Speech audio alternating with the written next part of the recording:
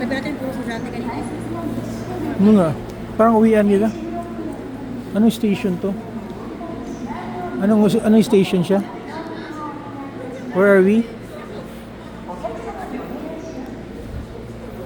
These are yung mga suburbs ng mga trains here in Osaka.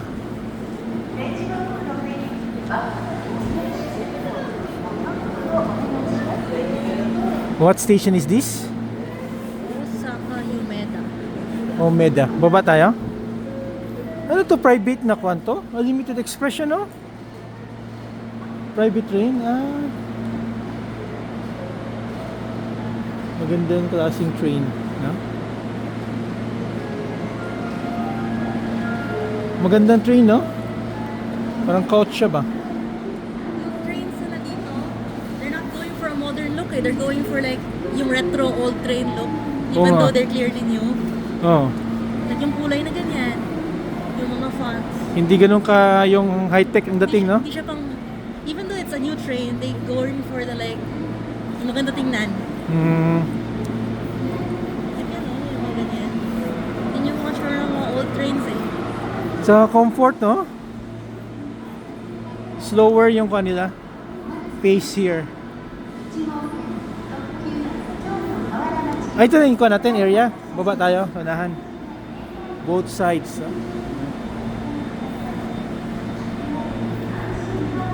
This is going to Kyoto. Oh, social. Going Kyoto.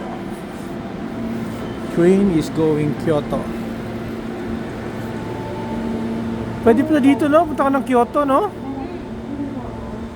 Comfortable na ride. Kasi pauwi natin last time sa Nara, katayo tayo eh. Sabay-sabay na kasi. This is, yan. Oh, there's an airport limousine. Mas chill yung kwan dito ah.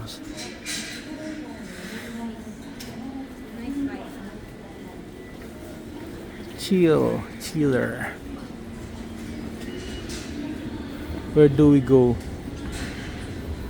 Central Gates na area.